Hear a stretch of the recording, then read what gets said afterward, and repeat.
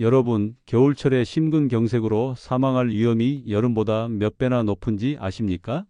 의학 통계에 따르면 기온이 떨어지는 시기에는 심근경색 발생률이 여름의 2배 이상, 사망 위험률은 3배 이상 증가한다고 보고되어 있습니다. 기온이 영하로 내려가는 순간 우리 몸의 혈관은 급격히 수축합니다. 그 좁아진 통로 속을 피가 빠르게 흐르며 압력이 높아지고 이미 약해진 혈관은 그 압력을 견디지 못해 터지거나 막혀버립니다. 그 결과 심장은 단 한순간에 멈춰버립니다. 그런데 이 무서운 변화는 대부분 조용히 아무런 예고 없이 찾아옵니다.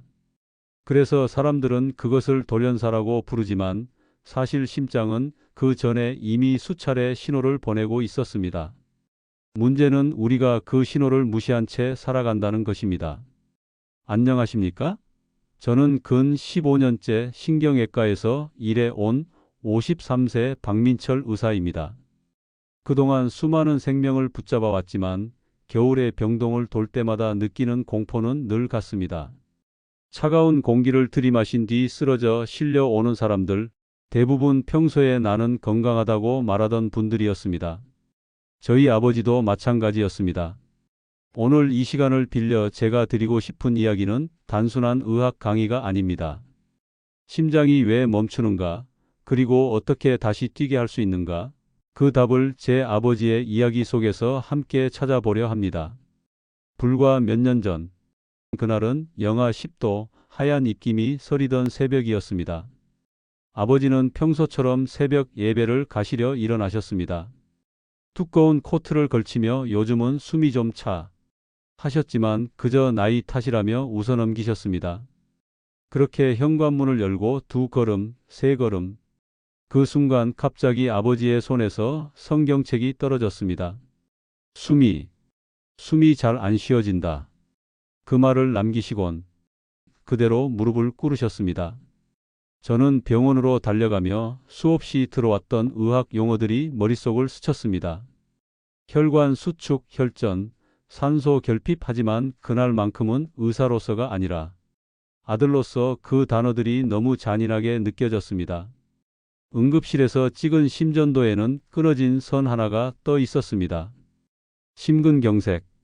심장 근육으로 가는 혈관이 완전히 막혀 산소가 도달하지 못하고 있었습니다. 심근경색은 갑자기 일어나는 것 같지만 사실은 오랜 시간에 걸친 혈관의 경고입니다. 아버지도 그 신호를 이미 느끼고 계셨습니다. 한 달 전부터 계단을 오를 때마다 숨이 가빠지고 가슴이 답답하다고 하셨습니다. 식사 후엔 명치가 눌리는 듯 했고 밤에는 이유 없이 피로가 몰려왔습니다. 그럼에도 아버지는 병원에 가지 않으셨습니다. 나이 들면 다 그렇지. 그 한마디가 결국 가장 큰 병이었습니다. 여러분, 심장은 단 한순간에 멈추지만 그 멈춤을 향해 가는 길은 아주 오래전부터 시작됩니다. 추운 공기, 과도한 스트레스, 혈압의 변화, 그리고 무엇보다 무심함이 그 길을 앞당깁니다. 겨울에 심장은 특히 위험합니다.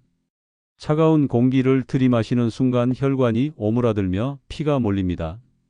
아버지의 경우도 그랬습니다. 그날 새벽 집을 나서자마자 찬 공기를 들이마신 순간 이미 좁아져 있던 혈관이 수축했고 혈류는 막혔습니다. 그 짧은 몇 초 동안 심장은 필사적으로 피를 보내려 했지만 혈관은 굳게 닫혀 있었습니다.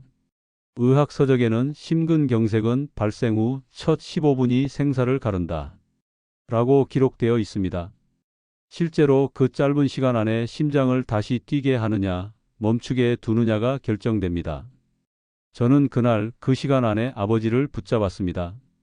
응급조치를 하며 들려온 심장 모니터의 소리 B-B-B- 그 리듬이 다시 살아나는 순간 다행히도 저희 아버지는 기적처럼 살아계십니다. 하지만 퇴원 후에도 한동안 불안해하셨습니다. 심장이 다시 멈추면 어떡하냐, 이제 평생 약만 먹고 살아야 하나. 그 두려움이 얼굴에 그대로 묻어나 있었습니다. 그런 아버지의 얼굴을 보고 여러 사례들을 분석하고 연구했습니다. 그리고 마침내 아버지께 단 한 가지 제안을 드렸습니다. 아버지, 약보다 먼저 식탁부터 바꿔봅시다. 병원에서는 흔히 심장질환 환자에게 기름진 음식과 짠 음식을 피하라고만 합니다. 하지만 그건 무엇을 빼야 하는가에 대한 이야기일 뿐입니다. 진짜 중요한 건 무엇을 넣어야 하는가입니다. 저는 그 답을 한 그릇의 귀리죽에서 찾았습니다. 아버지의 새 식단은 아주 단순했습니다. 아침마다 현미 대신 귀리를 끓여 죽처럼 드시는 것. 그 한 가지 변화가 심장을 되살린 시작이었습니다. 귀리는 겉보기엔 평범한 곡식이지만 의학적으로 보면 심장의 보호막이라 할 수 있습니다. 하버드대 영양학 연구팀에 따르면 귀리를 매일 한 그릇 섭취한 사람은 그렇지 않은 사람보다 심혈관 질환 발생률이 약 20% 낮았다고 합니다. 그 이유는 귀리에 들어있는 베타글루칸이라는 수용성 식이섬유 덕분입니다. 이 성분은 혈액 속에 나쁜 콜레스테롤 LDL을 흡착해 몸 밖으로 배출시킵니다. 즉, 혈관 안의 찌꺼기를 쓸어내는 청소부 역할을 합니다. 또한 귀리는 포만감을 오래 유지시켜 식사량을 조절하고 체중을 안정시키는 데에도 도움이 됩니다. 심장은 체중이 늘어날수록 더 많은 피를 내보내야 하므로 몸무게 관리 자체가 곧 심장의 부담을 줄이는 일이 됩니다. 아버지는 처음엔 귀리를 낯설어 하셨습니다. 이건 밥도 아니고 죽도 아니고 좀 미끌거려. 하지만 저는 조용히 말씀드렸습니다. 아버지, 이게 심장을 위한 연습이에요. 귀리를 푹 끓이면 점성이 생기는데 이 점성이 바로 베타글루칸의 힘입니다. 그 점성이 혈관 안에서도 같은 역할을 합니다. 피 속의 지방 덩어리, 즉 혈전의 형성을 막아주는 겁니다. 아버지는 하루 한 그릇의 귀리죽을 꾸준히 드셨습니다. 귀리 반 컵에 물 한 컵 반, 그리고 소금 대신 미역국 국물로 간을 살짝 냈습니다. 그 위에 잘게 썬 브로콜리와 들기름 몇 방울을 더했습니다. 이 단순한 한 그릇이 아버지의 몸을 서서히 바꿔 놓았습니다. 그렇게 3주쯤 지났을 때 아버지는 이렇게 말씀하셨습니다. 요즘은 아침이 덜 버겁다. 밥 먹고 나서도 속이 편하다. 그건 단순히 소화가 잘 된다는 뜻이 아니었습니다. 심장이 음식을 소화시키느라 겪던 부담이 줄어든 것이었죠. 귀리가 심장을 돕는 이유는 세 가지로 나눠볼 수 있습니다. 첫째, 혈관을 깨끗하게 해줍니다. 귀리의 베타글루칸은 젤처럼 변해 장 속에서 콜레스테롤을 흡착합니다. 그 덕분에 혈액이 덜 끈적해지고 심장이 피를 밀어내는 힘이 훨씬 줄어듭니다. 둘째, 혈당을 천천히 올려줍니다. 귀리는 정제되지 않은 통곡물이라 밥보다 소화가 느립니다. 혈당이 천천히 오르기 때문에 혈관이 급격하게 확장 수축하지 않습니다. 이 안정된 리듬이 심장에 안정감을 줍니다. 셋째, 몸의 염증을 낮춰줍니다. 귀리에는 강력한 항산화 물질이 들어 있습니다.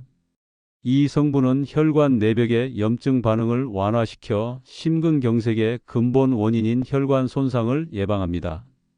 이 세 가지 작용이 서서히 그러나 확실하게 아버지의 심장을 바꾸어 놓았습니다. 그리고 이렇게 2달 정도 흐른 뒤 아버지의 검진 결과가 나왔습니다.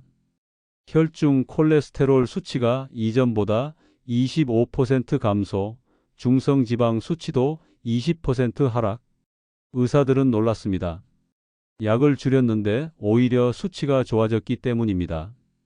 저는 속으로 확신했습니다. 귀리가 심장을 살린 거야. 아버지는 식습관뿐 아니라 하루의 리듬 자체가 달라졌습니다. 아침 7시면 귀리죽을 끓이고 그 냄비 위로 피어오르는 고소한 냄새가 이제는 그분의 알람이 되었습니다. 그 따뜻한 한 그릇이 아버지의 하루를 천천히 고요하게 열어주었습니다. 하지만 단순히 귀리를 먹는다고 좋아지는 것은 아닙니다. 음식은 언제, 어떻게 먹는지가 중요합니다. 우선 저는 하루 한 끼, 아침이 가장 좋다고 추천드립니다.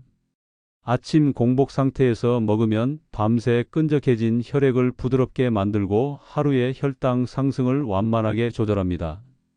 또한 귀리 단독보다는 채소나 견과류와 함께 쉬면 귀리에 들어있는 철분의 흡수율을 높여줄 수 있습니다. 브로콜리, 시금치, 당근, 아몬드와 함께 먹으면 완벽합니다. 또 하나 중요한 건 꼭 귀리를 씻은 뒤 미지근한 물에 30분 이상 불려 만드는 것입니다. 그래야 안에 있는 베타글루칸이 활성화되어 혈관의 청소부 역할을 잘하게 됩니다. 마지막으로 소금 대신 천연 육수로 간을 해주면 완성입니다. 심장을 피로하게 만드는 나쁜 나트륨 섭취 대신 다시마, 양파, 표고버섯 등으로 맛을 내주면 좋습니다. 귀리죽은 이제 아버지의 상징이 되었습니다. 군가 요즘 어떻게 건강을 유지하시나요? 하고 물으면 아버지는 이렇게 대답하십니다. 나는 매일 아침 귀리죽을 먹는 사람이요. 그 한마디 속에는 약 대신 생활을 선택한 사람의 자부심이 담겨 있습니다. 귀리죽 한 그릇은 단순히 포만감을 주는 음식이 아닙니다. 그건 하루의 리듬을 회복시키는 기호입니다.